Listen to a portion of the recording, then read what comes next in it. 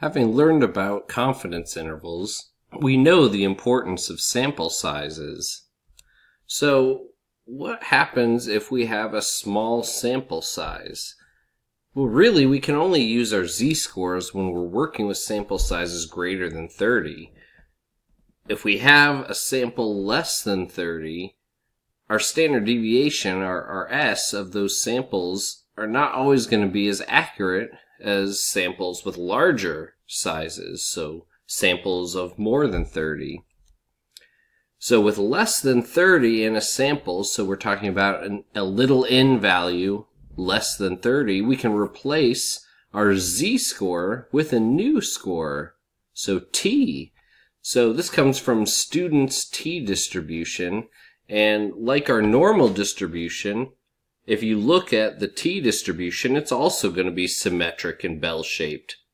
However, the big difference is that the exact shape of this t-distribution is going to change.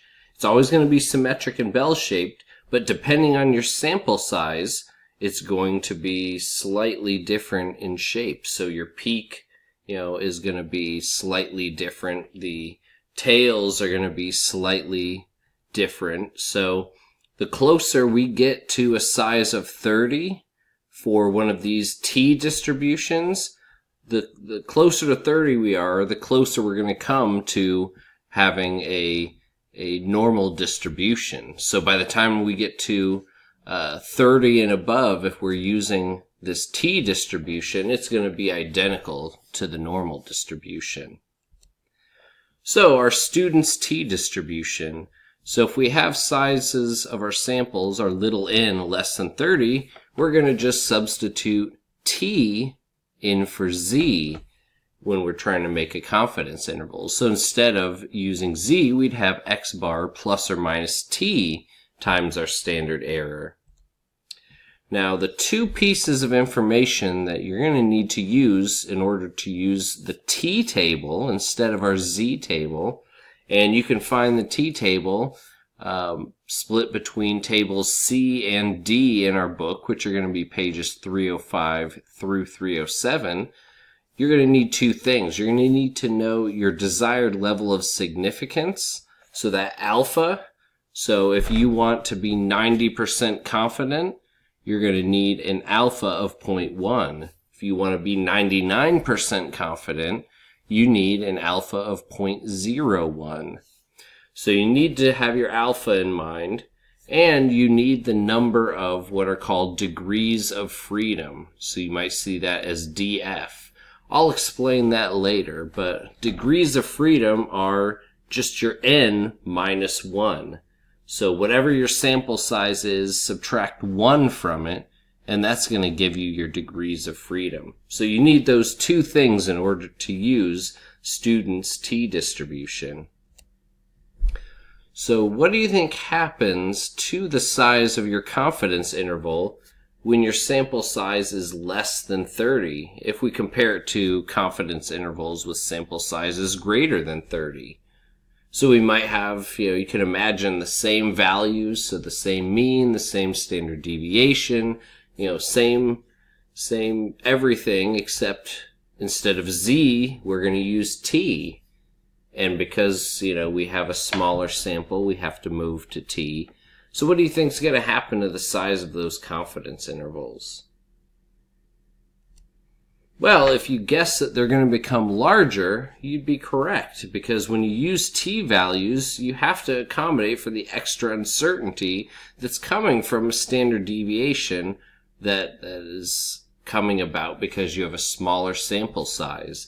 So with a smaller sample size, we run the risk of having a standard deviation that might not be as accurate as we'd like, and we have to build in some protection for this if we want our confidence interval to actually give us the confidence we're expecting.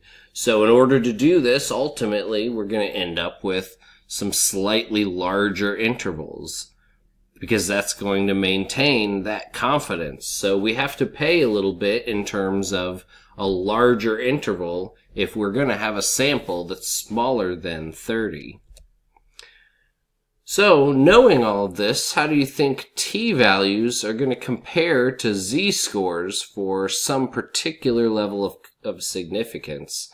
So, for instance, if I had a significance level of 0.10, how do you think t would compare to z?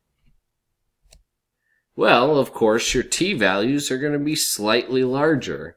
So you're going to have slightly larger t-values, and they're always going to be slightly larger. So the t-value we use in place of a z-score for the same confidence level, which relates to our level of significance, it's going to be larger. And that's going to give us our slightly larger confidence interval size. So we've talked about having, what we do when we have a small sample size and how we can accommodate for that.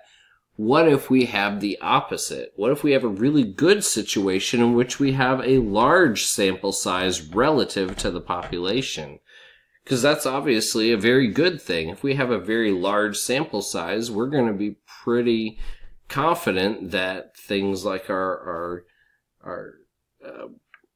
standard deviation are going to be, very representative of that phenomenon. So if we have a really large sample size, this allows us to add in what's called the finite population correction, or FPC, to our confidence interval formula. So our finite population correction, our FPC, is just the square root of, in our numerator, our population size minus our sample size, and then in our denominator, the population size minus 1.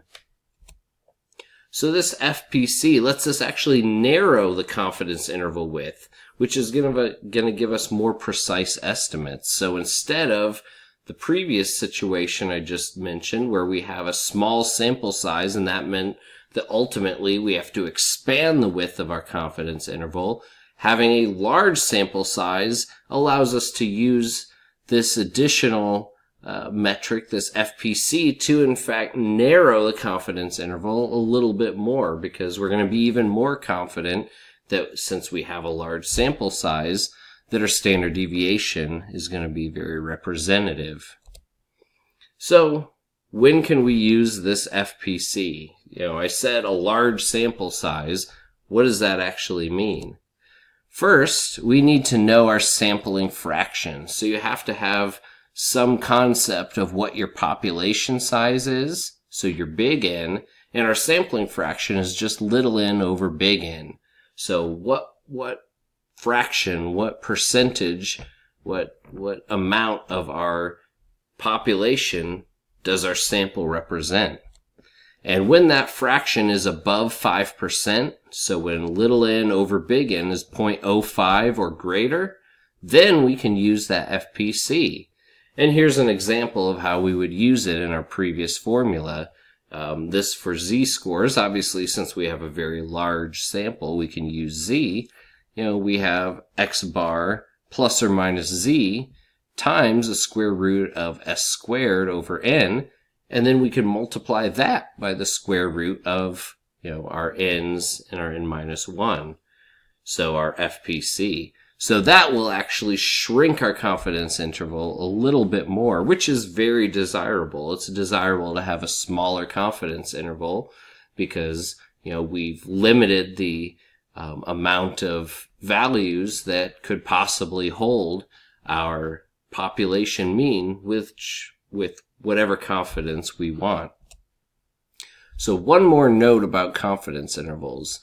The formula we've learned only applies when we're trying to make these confidence intervals for a population mean from a random or systematic sample. So we're only dealing with means from random or systematic sampling. Different sample types are going to require different confidence interval formulas. So you can't just, swap things out as you want. And different population parameters are going to require confidence interval formulas.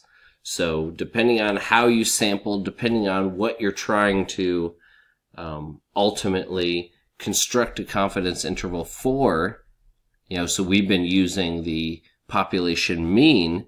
In this case, we might have a stratified sample, and we might be trying to get a confidence interval for the total of all the values.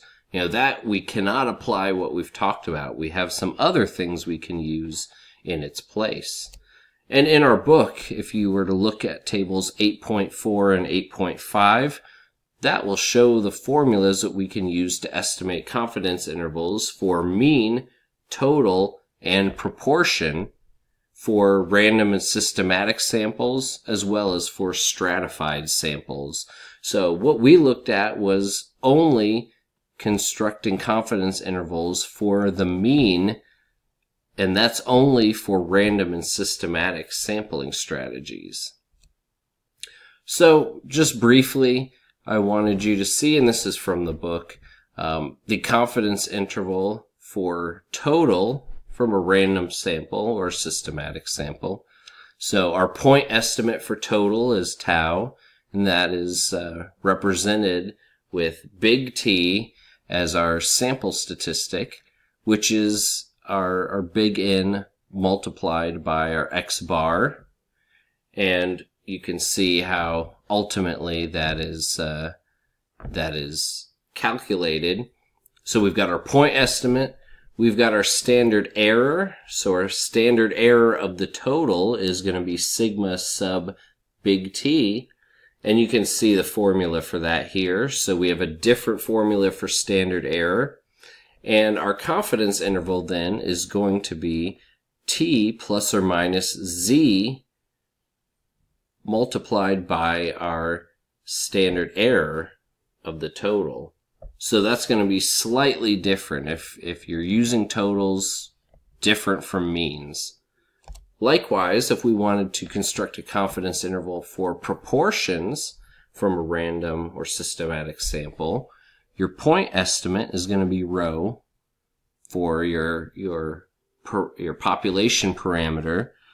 So P is the actual point estimate for that parameter, little p, and that's going to be your X over N. And the standard error then of your proportion is seen here in the middle, and your confidence interval is going to be your little p plus or minus Z times the standard error of your proportions. And you can see how that's calculated here. So slightly different standard errors are going to lead to a slightly different way of calculating your confidence intervals. So you can review this here. You can review the whole table in your book. But what we've focused on mainly so far has just been, the way that we can go about using the mean from a random or systematic sample in order to construct these confidence intervals. But the same ideas about confidence intervals apply to things like proportion and things like total.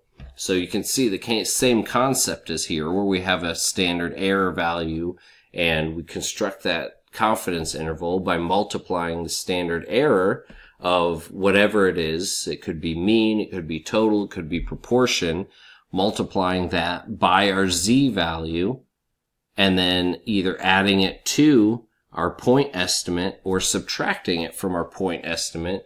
And ultimately what we're trying to do is we're trying to estimate some population parameter, be it the population mean, the population total, or the population proportion.